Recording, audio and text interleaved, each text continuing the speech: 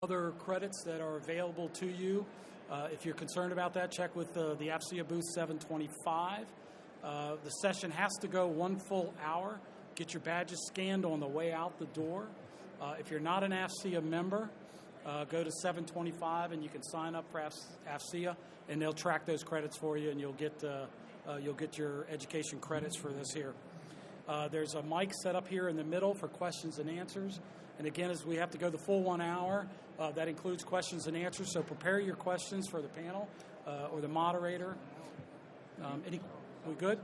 So let me do this without further ado. Let me welcome to the stage as the moderator, Colonel Daniel Liggins, U.S. Air Force, Military Deputy, Service Director, Defense Information Systems Agency. Thank you.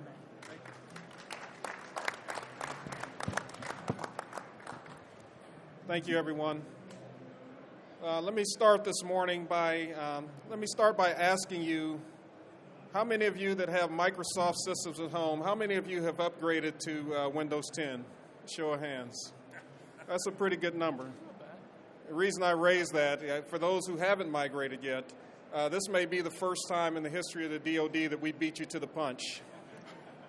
Because this is one of the most aggressive migrations in the history of the DoD. We're rapidly adopting the new operating system, and that's what we're here to talk about today. We've got an esteemed panel here of the key leaders who have planned and are executing this migration. As was mentioned earlier, please feel free to ask questions. This is the group that can get them answered.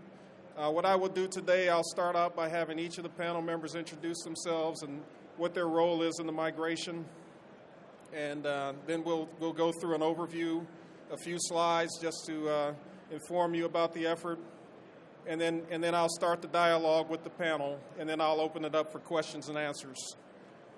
So without any further ado, let me have the panel introduce themselves, starting with Ms. Parks here on my left.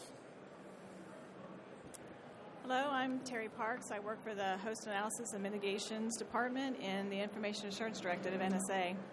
And really what I've been doing for many years here, working with all these colleagues here, is a lot of coordination set up and kind of been the pivot point for all the things that we've been doing for the migration, trying to bring all the right people together to get the job done, all the technical expertise to get the job done. And that's really been my main role in getting our panel here all set together.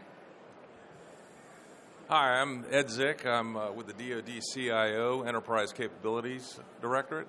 I'm here as the policy advisor to the Joint Consensus Working Group, as well as the chair of the Enterprise Software Initiative. That's the consolidated buying initiative at the DoD level. And so mine's primarily a policy role, as well as helping with the governance aspects of this endeavor. Good morning. I'm Ray Perry, and I'm with the Air Force. I'm the program manager for the Air Force Enterprise Configuration Management Office. And that office has been predominantly known for putting out the hardened image within the Air Force called the standard desktop configuration. We also ended up partnering with DISA, NSA, and as well as the DoD CIO office in developing the framework for the secure host baseline. Hey, good morning. Rick Monk. I also work with the Air Force. Primarily over the past year or so, we've been architecting and designing how the SHBO is going to work, along with DoD CIO, NSA, and DISA. So definitely can answer any of the questions you have regarding how to implement it and the problems you might run into. Morning. Good morning. My name is Mike Hayes. I'm from DISA, Endpoint Security Branch, the HPSS baseline PM. We've been working with the team to make sure the HPSS components are compatible with Windows 10 rollout. Good morning. I'm Chris Mckinney. I'm Chief of the Standards and Analysis Division in DISA, the Risk Management Executive Office. My team's primary role is the development and maintenance of the Stig. So as you can all see, we've got every aspect of the migration covered and represented here on the panel, from the governance and policy piece to the development and architecture design. So a real good representation. So we'll start with a brief overview of what the effort is about. This is actually a DoD priority. Originally, it came down from the CIO, but it's also endorsed by the Secretary of Defense, and was followed up. The authority was given through a Deputy Secretary of Defense memo that was put out mandating the migration across the Department of Defense. 3 million users across the department to migrate to the new operating system. Now, what is the secure host baseline? It's not just the Windows 10 operating system. It is also applications that are bundled along with it. Some common applications and some that are mandatory that have been tested against Windows 10 and Stig compliant. So it's also a build from framework that it enables mission partners the flexibility to build their own organization-specific applications on top of the baseline. So that's what we mean by secure host baseline.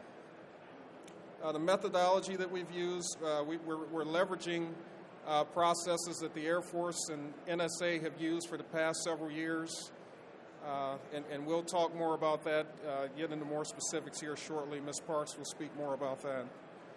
And the paradigm that we're using here, it's continuous updating and patching as opposed to past versions of the standard desktop infrastructure, which was more of a static image that was put out among the services. And we'll elaborate more on that as well. The benefits are what we're driving towards. You see there at the bottom. We're looking to leverage the inherent security enhancements within the operating system. We won't have the myriad of different operating systems that we've had in the past, so we'll have a smaller footprint and fewer configurations. That leads to improved interoperability, and we're looking to leverage the efficiencies of the enterprise licensing and enabling applications rationalization as well. So that's just a brief overview of what we're going to be covering today. And with that, I'll turn it over to Ms. Parks, who's been involved for the past several years, and she'll talk about the history of how we got to this point. All right. Thank you, Colonel. So we've been at this for quite a number of years. So kind of really started getting a little more solidified back in 2009, but there was efforts going on from my predecessors, along with some of the people on the panel here, that have been doing this even before that. And about the time that CyberCom was coming about, and a lot of the cyber attacks that we've been having, there was a lot of discussion about how it is we can make things better in our environment. And as part of the Information Assurance Directive at NSA, that's kind of our business, right? It's our middle name, so to speak, and the thing that we do all the time. How do we attack threats and stop threats in our environment? And some of the other things were as we were getting more and more diverse in applications, more and more relying on the computers and stuff that we had, how are we going to then come about and make it easier for everybody, right? How are we going to make it easier for us to defend our networks? How are we going to make it easier for the people that are out there to do the whole accreditation and certification program that's kind of difficult and cumbersome? Can we make that easier in any way? And so my predecessors and some of the people of the Air Force got together right around 2009 and started to bring together this whole community of interest of people. So they talked to various services in the MILDEPs, and they got together and decided that we need to start looking at how we're going to make a secure baseline. They used to all be called gold masters of some sort. How are we going to do that across the DoD so that as DoD we at least have some kind of common platform that we're operating from? So that kind of morphed into doing a pilot with CENTCOM, and we did build images for CENTCOMs for many, many years. We stopped doing that about a year ago. But we worked with them in partnership for a long time, and they really liked the product that we did. We did specific things for them. But as we started moving into what we wanted to do, and we wanted to get bigger, we wanted to do better, we were saying we need to stop doing it specific just for CENTCOM. And so CENTCOM needs to try to come back into doing a more generic thing that we're doing for all of the DoD.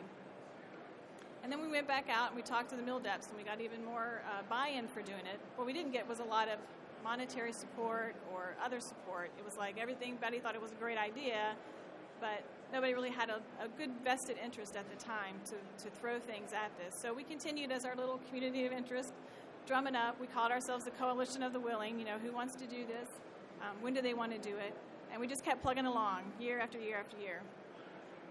So back in 2002, we had Richard Hale, who was DoD CIO Cybersecurity, came to us and said, we want you to take your little working group, your little consensus group that you have, and turn it into a program management office. So we spent a good year trying to do that. And again, the problem that we had, even though we had lots of people who thought it was a great idea, we didn't have a lot of people that were willing to bring money and resources to the table to continue to make it happen. So it floundered, and we said, well, okay, we'll just drop back and regroup, and we just continued to do what we were doing and kept feeding that information up to our boss and saying, we're doing it, but we're not going anywhere yet until we get some more demand for our product. So we were thinking about it too, and every time we would talk about, hey, we got this Unified Gold Master Disk, people would say, is that the Army disk? Is that the DISA Gold Master Disk? What Gold Master are you talking about? So we figured we had to reinvent it a little bit. So we rebranded ourselves as a Secure Host Baseline just to try to get us out of the gold disk mindset and to set it apart as a DoD effort vice a specific component effort. Then we came up in, back in 2014, we actually released our first Windows 7 good baseline image that we put out on the DISA ISE portal for download. And we actually had a lot of people who liked to use it. They're mostly smaller components, ones that didn't have a lot of resources for their IT. They could go out there, they could grab it, they could get their systems up and running and stigged and compliant in a lot quicker time, and they absolutely loved the product. And so we probably had, I don't know, the Navy was a really good customer. We had some Air Force, but mostly small enclaves. And then, of course, last year we got the Holy Grail that we've been waiting for, right? When DoD CIO said, we are marching to Windows 10, and hey, we want a DoD secure baseline. And we quickly jumped up and down and said, we got one. We got one for you. Can you take it? And we've got a lot of time and effort invested in this, and we can get you where you want to go a lot faster than where you would have gone if you had to do it from scratch. And he fully embraced that. And as you can see, the memos that came out are all fully embracing what we're doing here with the SHB.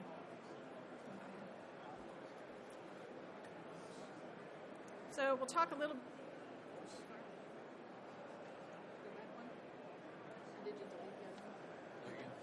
So we'll talk a little bit about who we have that are partnerships here.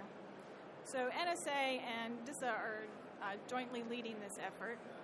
We partnership with the DoD CIO, as Mr. Zick had talked about, and also with the EFECMO, the Air Force Enterprise Configuration Management Office, that have been an integral part of what it is we've been doing in the development of what's going on. So you see there we have what we call the SHB lead integrators. Those are the folks that we have tapped within the DoD that have been integral parts of making this thing happen.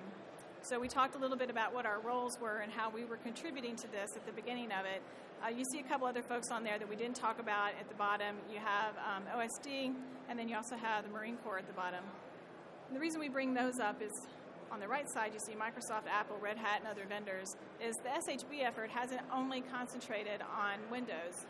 We've concentrated on all operating systems that the DoD is likely to use and has a good presence out there. So we also have an Apple SHB, and OSD has been the predominant role in providing those. So if you go to the IASE website, you'll also see Apple images out there, baselines out there.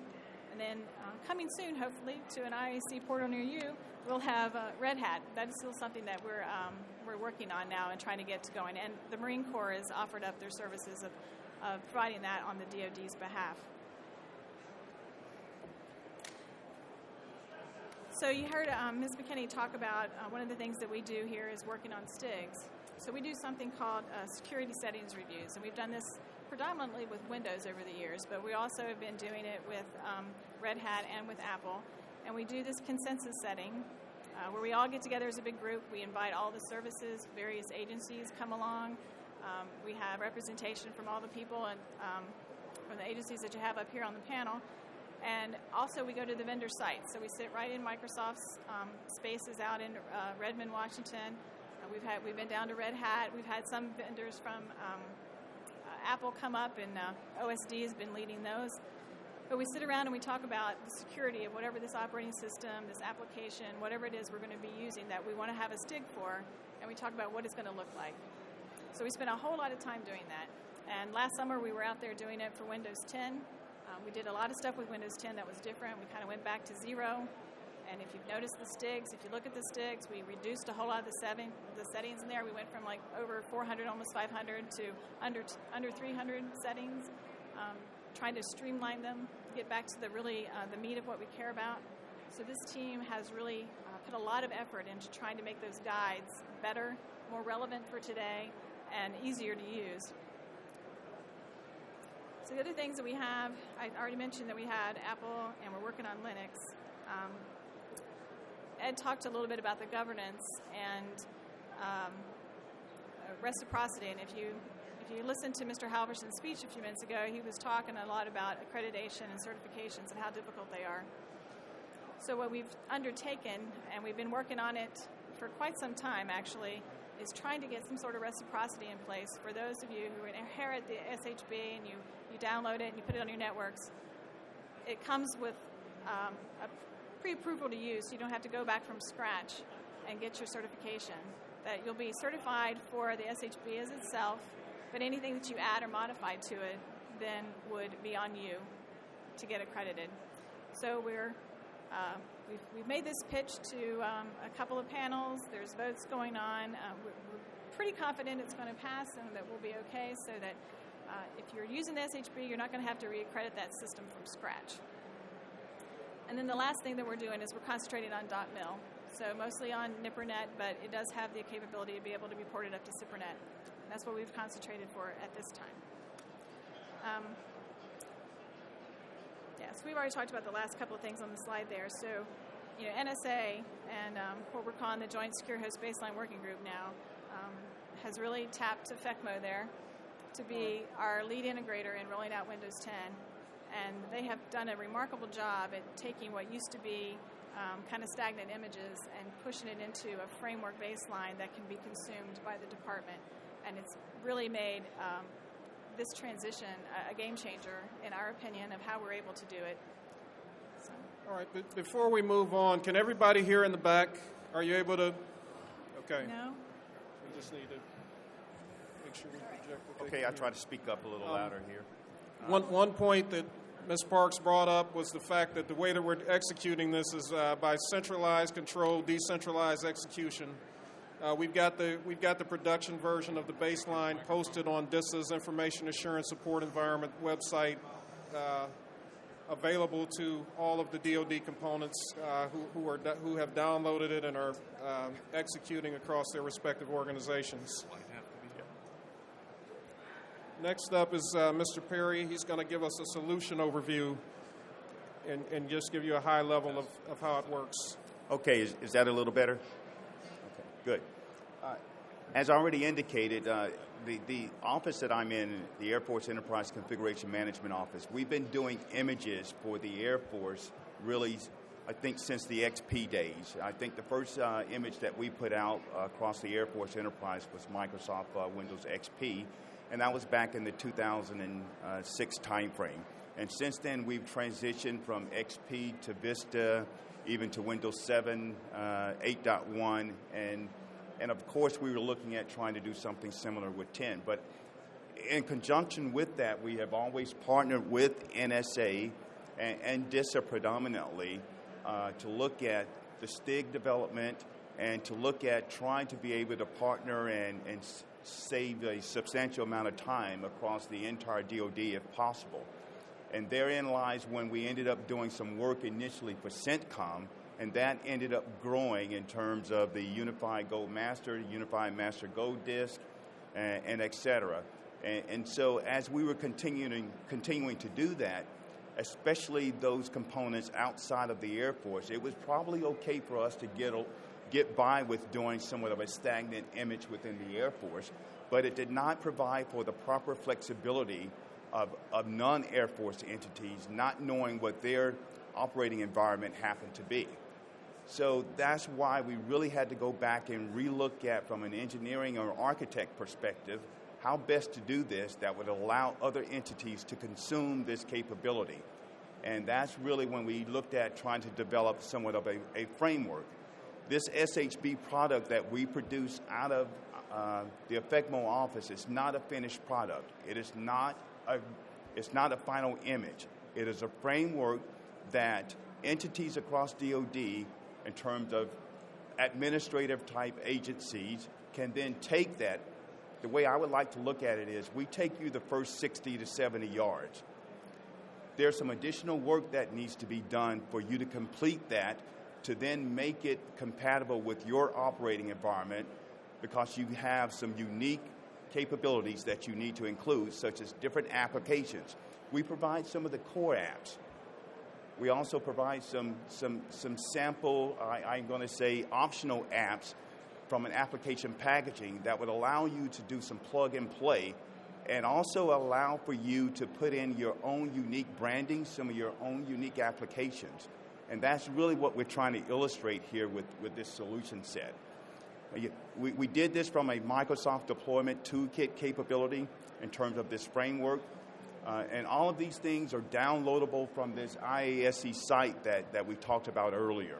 In addition to that, you should have various guides that are out there to really guide you through this whole process. Should be some pretty specific documentation. I think we have design guides, we have operations guide, we have implementation guides that are included with those downloads. There are probably about 4 packages that are out there, complete packages. You have the framework, then you have the application packages, then you have basically the maintenance piece associated with it, and then what we also included as part of it is a driver piece. Anyone that had done a lot of work in this area would tell you that probably the most complicated portion of this is really your driver store. I can speak from experience with this, especially in terms of how many different hardware devices you have running on your network at any given time. You need to have the drivers associated with that in order for you to really lessen the impact on your administrators. And that's really what we're trying to illustrate here with this conceptual solution overview. You can have your unique org branding associated with it. The applications are there, both the core apps as well as the optional apps. The guides will provide you the ability of being able to plug in other apps, as I already indicated. One of the unique features that we tried to make sure that we were taking into consideration with this is we did not want to have a stagnant framework. So we're looking at trying to provide monthly and quarterly updates so that at any given time, because let's say that a given vendor for a different application, so to speak, and let's take Microsoft, for example, that would typically come out with patches on the second Tuesday of every month. Other apps come out, periodically, or could be monthly, or could be quarterly. But we wanted to be able to then supplement what we've already provided as a baseline and continue to provide those updates, so that if you're consuming this, you can take what we've provided as the baseline framework, plus those deltas that are out there at any given time, and hopefully would allow you to be as current as possible. That was really the mindset in terms of trying to do this. But once you complete that process, that provides you with that win. Then you would still go back to your current capabilities of being able to deploy it, whether or not you're doing it through SCCM, whether or not you're doing it through Arteris, or any other type deployment method, or even a standalone in terms of USB capability. You still are allowed to do that. It provides you with that finished product, and then that carries you for that next 20 to 25 yards that I talked about earlier. In essence, that's really what we're trying to show here with this overview. Next slide.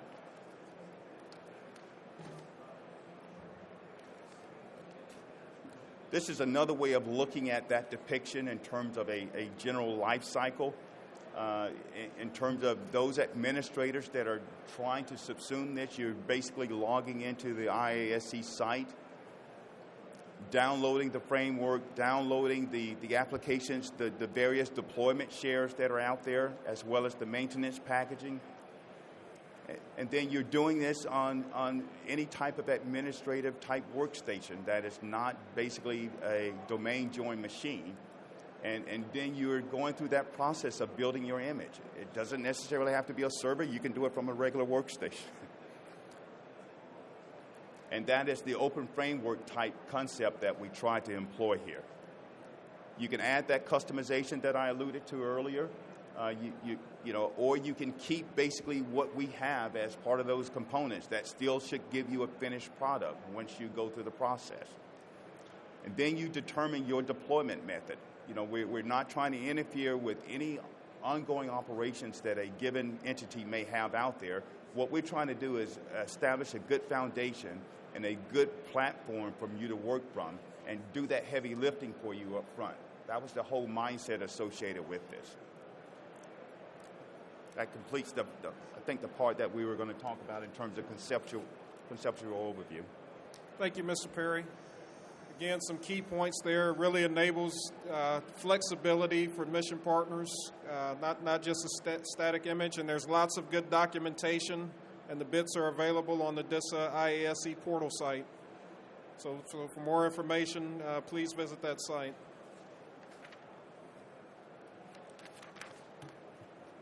Shown here are a few key milestones, and I'll just cover a couple of the highlights here. On the 20th of November, as you see there, the DoD CIO released a memo announcing the intent for the DoD to migrate to the new operating system no later than 31 January 2017. On the 29th of February, the Deputy Secretary of Defense released an action memo mandating the migration across the department, and that's really where the authority is coming from, directing the migration.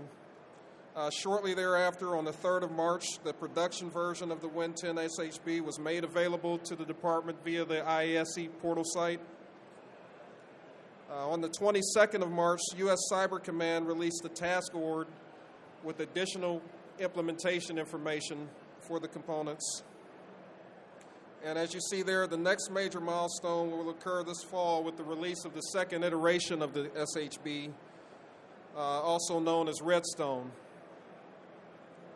Also listed here on the slide are some of the challenges we face, and I'll just touch upon them briefly. You can read them here, but we've had some issues with third-party driver compatibility in some cases, as we discovered along the way. We're addressing VDI compatibility issues with the credential guard feature, which we'll elaborate here on shortly. And the services have been challenged with upgrading their legacy hardware to ensure it's compliant with the new operating system. So those are just a few of the high-level challenges. And with that, I'll start the dialogue with the panel and ask some of the commonly asked questions that we've received. And Ms. Parks, I'll start with you. You've really been a key leader of the Windows 10 SHB working group, and you've got a lot of history and experience working this. And I know you touched upon it, but how is this effort different than the previous operating system deployments, specifically the Unified Master Go disk migration? So what I'll start with is saying that when we got started, what we made were true images, right? It was a static image. It was something that we made. It came out. You used it and consumed it the way it was. It might be difficult for you to add your own customization to it. Larger organizations out there couldn't really consume it as easily because they couldn't modify it as easy. Then we morphed a little bit to something that was a little easier to use, but it was still basically an image. There was a lot of, like I said, the smaller pieces, smaller enclaves couldn't consume it and loved it. Larger enclaves really had a difficult time. Even the Air Force had a difficult time consuming their own product that they were making just because of the way that it was done. So what we've morphed into, and Mr. Perry really talked about it nicely, was into a framework. It's not an image. It's a baseline.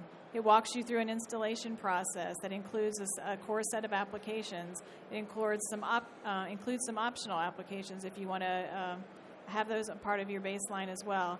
And then it walks you through your customization of that. It walks you through adding your own apps, adding your own specific branding if you want, and tells you how to make your image to be able to deploy out into your environment.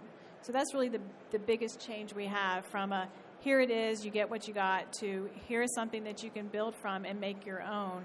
But we're all starting from a common base, a common platform, and a common security posture. Thank you. Mr. Zick, as the key representative from the DoD CIO, what are some of the challenges in regards to establishing the governance structure, and what do we currently have in place?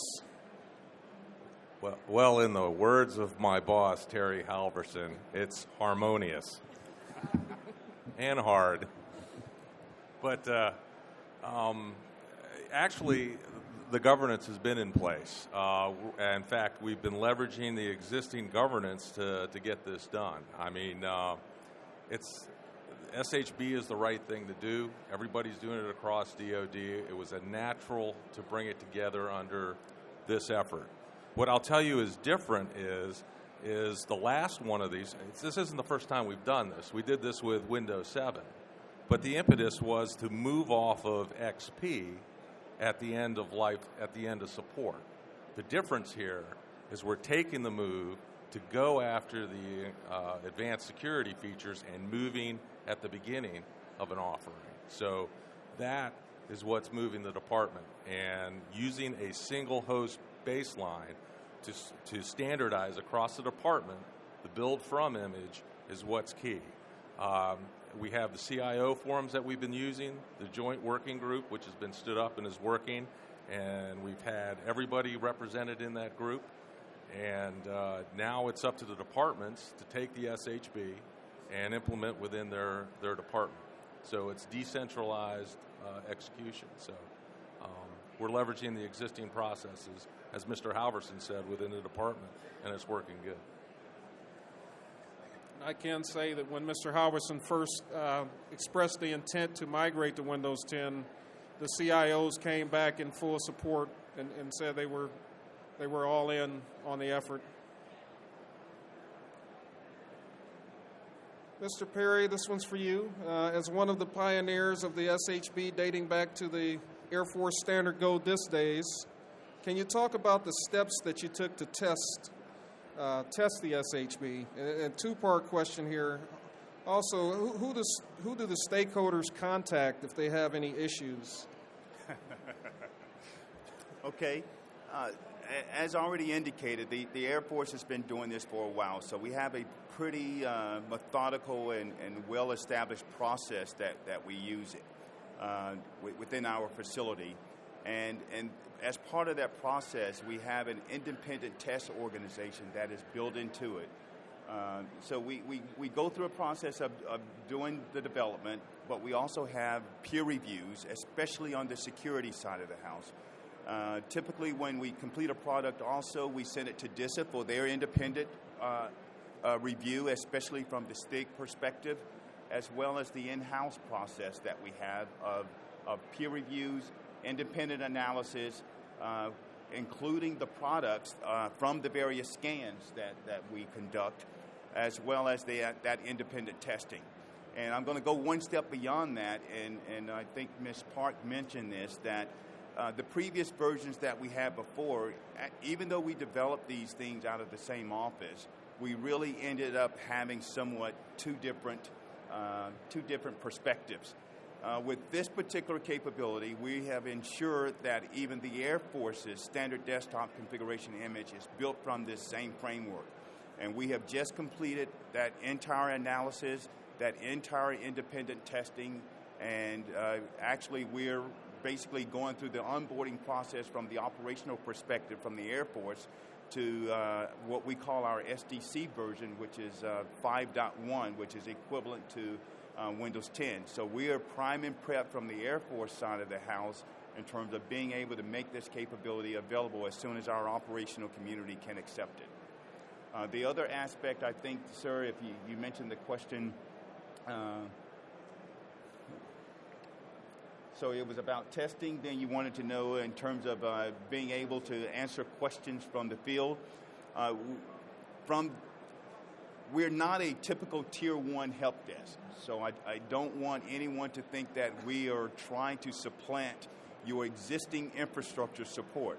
However, if administrative communities that are trying to assume this SHB framework is having problems, we'll be more than glad to answer those. We are listed on that site as a POC associated with that, but I want to try to foot stomp this and everything associated with it, that we're not manned to be a Tier 1 support for any and everyday users that are out there encountering problems. Thank you.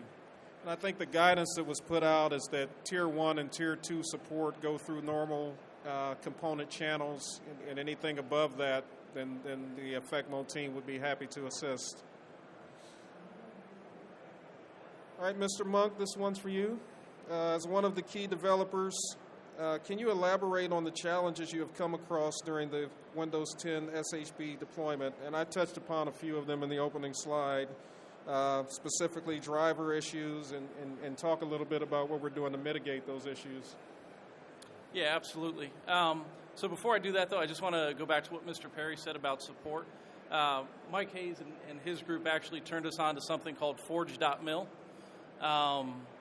It was new to us when we started this, but over the past month or so, we've actually started using that. So there is a community now on Forge.mil that you can leverage for community support. If you find any issues, if you have any change requests, that type of stuff, we're all pushing that to Forge.mil.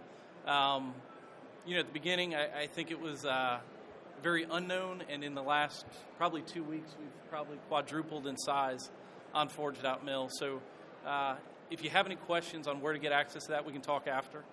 But to your question about challenges we faced, so Windows 10 brings a lot from a passive hash mitigation, credential theft type attack, as well as device guard and those types of things. However, they do have very unique requirements from a firmware and a driver perspective.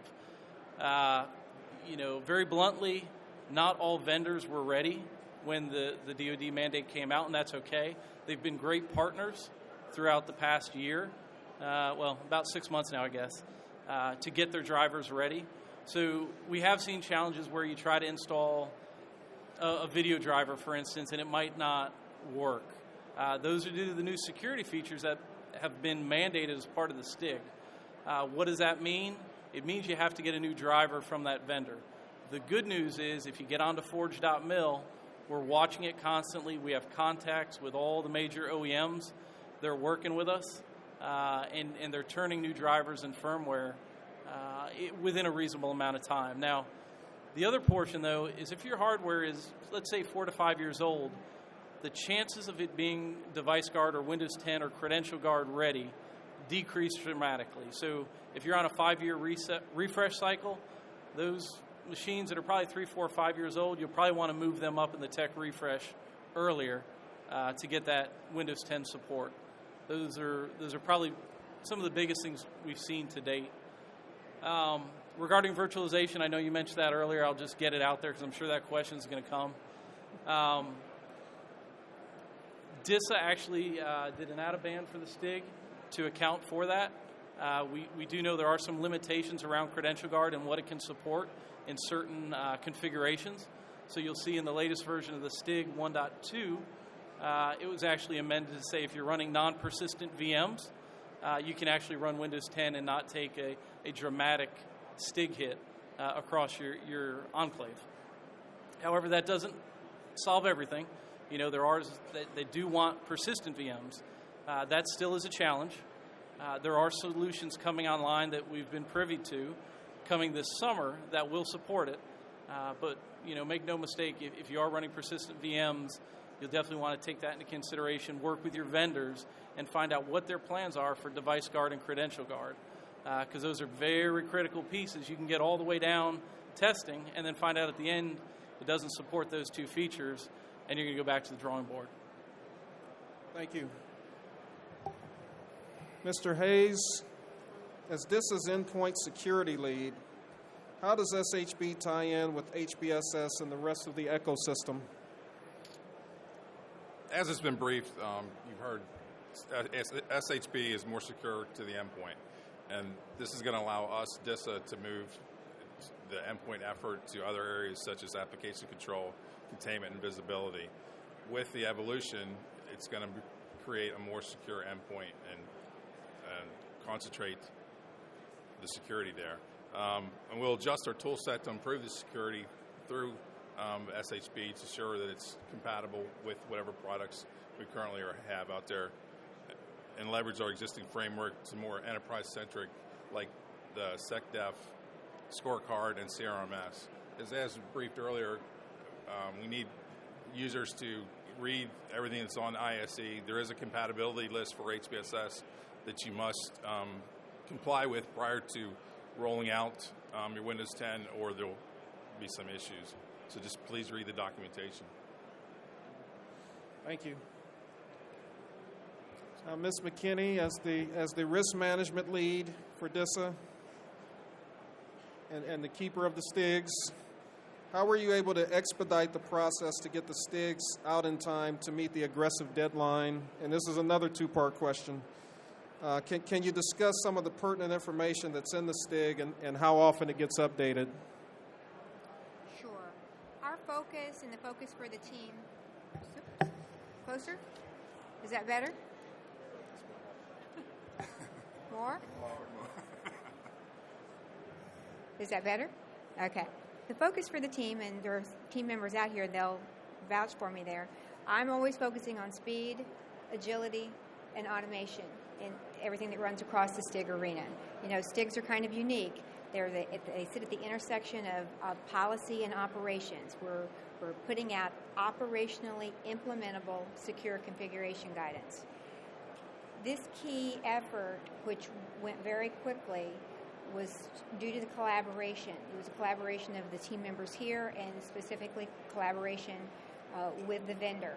We had team members working for a good long while as the vendor was providing product features. We were looking at settings. We were making sure that we did as much as we could ahead of the release so that within a very short period of time, we didn't have to wait till the product was released to get familiar with it, get the security enhancements, etc. We were right there marching in step with the vendor. That's a kind of collaborative effort that we're already engaged in other areas, and we want to continue to grow that. But not having to wait and having those not having to wait for the end product and having the product previews and the collaboration was really the key to it going quickly. We incorporated input from the Joint Consensus Working Group. We tested the proposed at that time settings for operational impacts. It gives us that, again, real-world operational feedback on the drafts and the requirements, so we had a shot at getting it right the first time, which is one of the things that we always want to try to do. Of course, the fact that the memo was signed out by Mr. Halverson made Win 10 a top priority. I have a long list of work, a work plan that we always are working off of. His emphasis made this move to the top of the heap, so that also made it go more quickly because we readjusted our priorities in order to put this effort at the top. So we had an out-of-cycle approach to getting this as a priority. And another thing that is very important to me, as I talked about speed, agility, and automation, is not only did we get the Stig out in a very short period of time, about maybe 3 weeks, I'm thinking is what we did by the time the product was released. We went further and were able to get the benchmark out in another 3 weeks, which was the automation piece, which makes your tools more applicable, faster, better, more reliable, more real time. So I think that it was essentially the collaboration with the vendor and the rest of the team that made this go as quickly as it did. Now, the second part of your question was with regard to the pertinent information that's in the Stig, and also, that was really the third part, was how often it gets updated, so it was really a three-part question. Probably 99% of the settings in this release are the same. We cleaned up and maximized and optimized a lot of things as we were doing this. The big focus is Credential Guard and Device Guard, so those are the big changes that you're going to see there. I release, as part of my regular job, we publish over 300 Stigs and checklists, so we have a lot of work going on out there, and I do quarterly releases. My folks provide those updates, and a quarterly release is our typical cycle. But we do have the ability to do out-of-cycle updates. Different things would cause that. It might be a feature. It might be something that we've discovered that's an operational issue, which is, of course, what I care about most. There may be some new threat that emerges that causes me to have to make some kind of a change to a Stig. But typically the cycle would be quarterly. I will say that with regard to all the features of this product and with regard to the kind of groundbreaking nature of this particular framework, we're going to have to be really flexible, and we will be. Part of the reason I can get the scale and the speed that I have with Stigs is we have to have scalable, repeatable processes, but they also have to be flexible. So that's one of the things that we're going to be prepared, and we are prepared. In fact, we already made one out-of-cycle update, and we may make another one, because this is for the operational community, and I've got to make sure that it's working in the environment that you're working in. Thank you. I think one key point that's worth foot stomping that you brought up is collaboration. I think has been the key to success in this whole process, both internally within the DoD and with the vendor community. So that's been the key to success, and that's why you see such a diverse panel up here today that's been working together to make this happen. And with that, I know we only have a few minutes left, so I'd like to open it up right now to your questions. If you could go to the microphone and...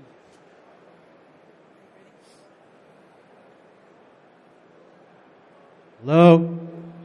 Can you hear me now? Yeah, I can hear you now. My name is Luis Coronado. I'm with the Defense Security Service. Can you hear me? Hello? So the first question I have is, I know EFFECMO has some really good forums that they leverage internally with the Air Force on SDC efforts. And you mentioned, Rick, about the forge.mil. Is there any plans to actually kind of move some of those information, lessons learned that the Air Force does internally with all the MAGCOMs to forge.mil for input from not just Air Force, but everybody else within the DoD is my first question. Yeah, that's a great question, and the answer is yes. So a lot of the stuff, we are actually working with the DISA team up until yesterday. I think it was starting to make some changes to the site. We're still new to Forge, so we're trying to, get our way through it. A lot of the stuff on the Air Force site, right, if you have a CAC, you can still get there. No, you can't. You should be able to. No, I tried. I actually got the information from one of my POCs at Microsoft because I was heavily involved with the SDC 1.x, so I knew about the site. So I got the updated address, tried getting to it from a Nipper machine. Couldn't get to it. We can take it offline, but you should be able to get there. But okay. Yes, the short answer is we are going to start pulling stuff over. It's going to take some time because, as you know, there's a lot of content out there from, I guess, 11 years now worth of lessons learned. The second question I have is actually, how is the synchronization going to occur in regards to the Stig updates, and where are those feeds coming in from? Are they coming in from EFFECMO, or are they going to start funneling in through forge.mil to try and speed up that Stig update release cycle? Well, we will be using the sources as they come in. This needs to mature just a little bit, but we are absolutely working literally daily in contact, and we'll try to make it to where there's an op tempo that we're all happy with, and that's getting the word out as quickly as possible, and the changes when they need to be made. I got two more questions. Just one thing on top of that, and this I think everyone will benefit from, as the Stig releases quarterly, so will an SHB update. Okay. So the applications that are in there, the Adobes, they're going to be Stig, the Javas are going to be Stig. So in the framework, not only do you get all these apps, you get them fully Stigged already, so your organizations don't have to go back and re-Stig all that stuff. All right. Next question is actually regarding the accreditation and inheritance that was spoken about a little bit. You were a little low when you were talking about it, so can you repeat what you were saying about the inheritance of the actual SHB when it's deployed as far as from a accreditation perspective? So my understanding is the way it's being looked at is Windows 10 SHB is a risk reduction. So if you utilize SHB in building your Win 10 image, you don't have to reopen the ATO. So that's the read I'm getting right now, and they're having a vote on that at the ISWIG to see that. If you use it, DSOG, if you use any other version, Windows, homegrown, whatever, then you're going to have to open up the ATO.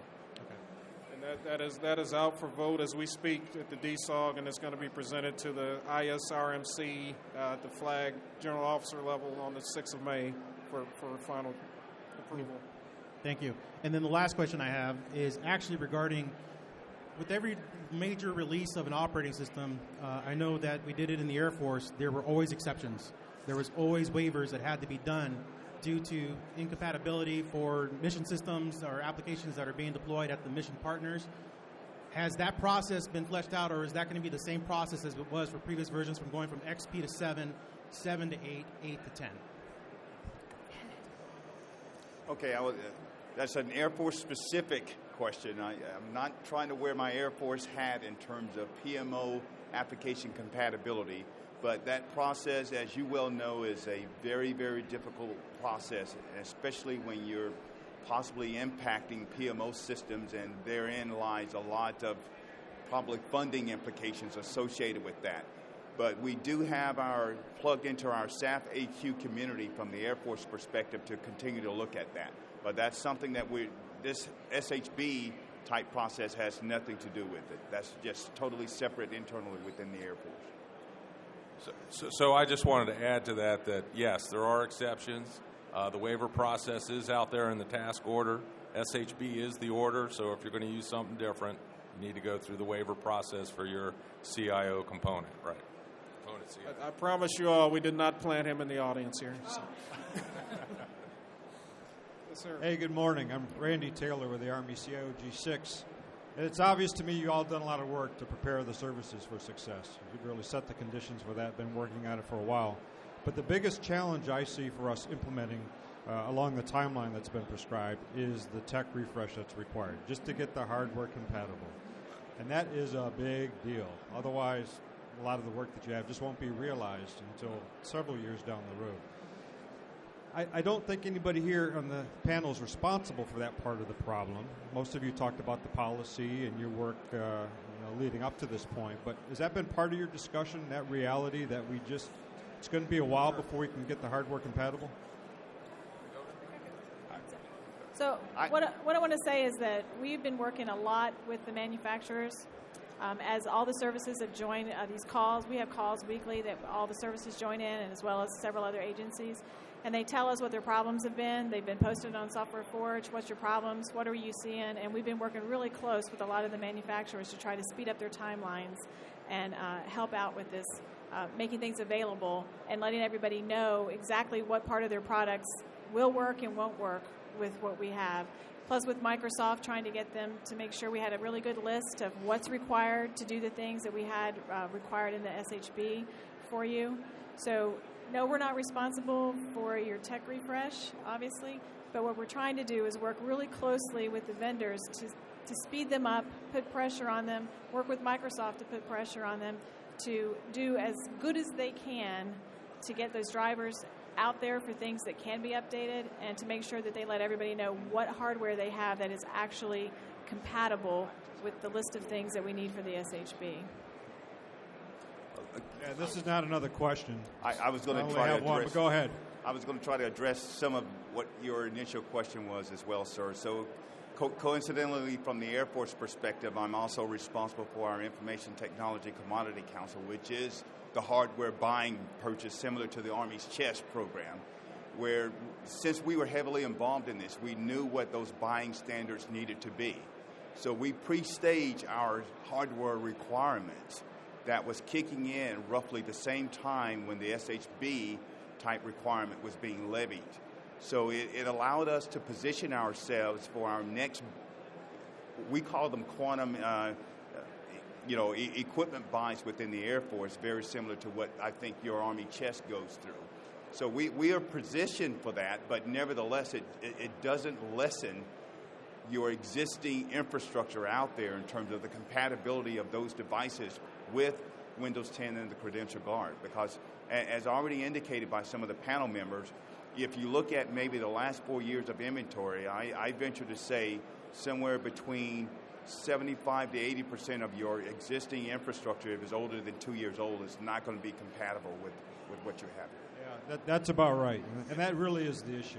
There are really two parts to that. One you've talked about is making sure the manufacturers lean forward and work with us, but it's just our internal ability to afford an accelerated refresh to really accelerate what normally occurs over perhaps a 4 or longer year period, condense it to a year, and then try to figure out how we manage that again 4 years out from now, right? Right. I could talk to you a little more about some thoughts on that. So, sir, I think that's. I think that those discussions are happening as the resource totals are coming in for the refresh.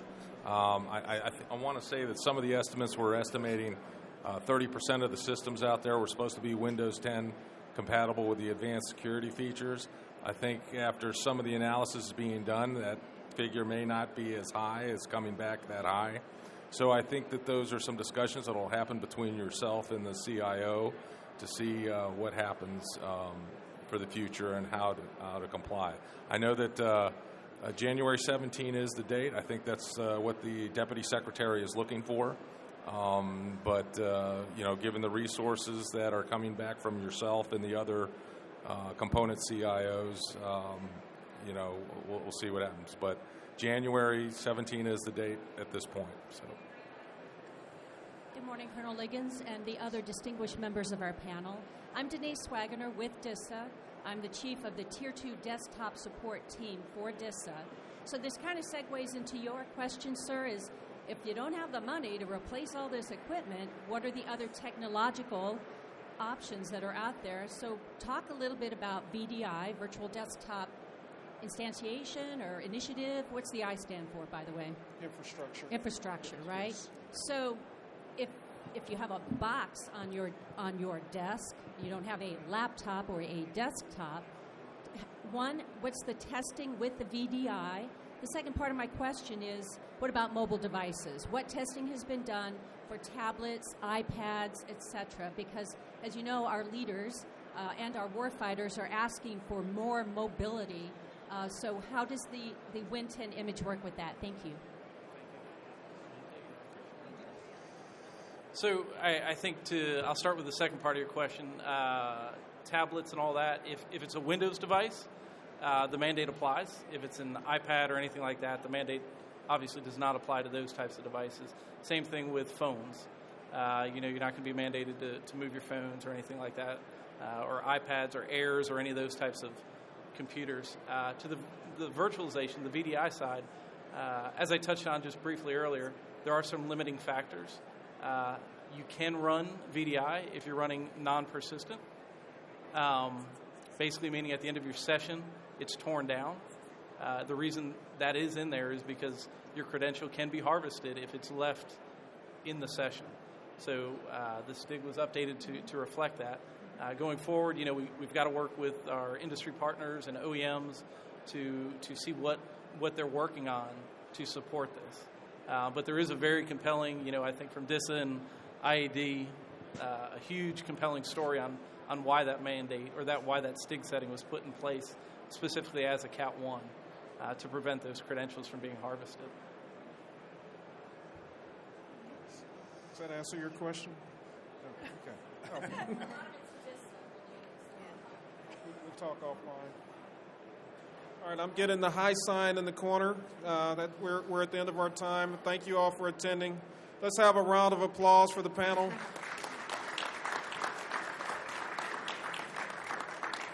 And thank you all very much. We'll be around if you have any additional questions afterwards. Thank you, Colonel. Remember, everyone, to get your badge scanned if you want education credits at the back hallway.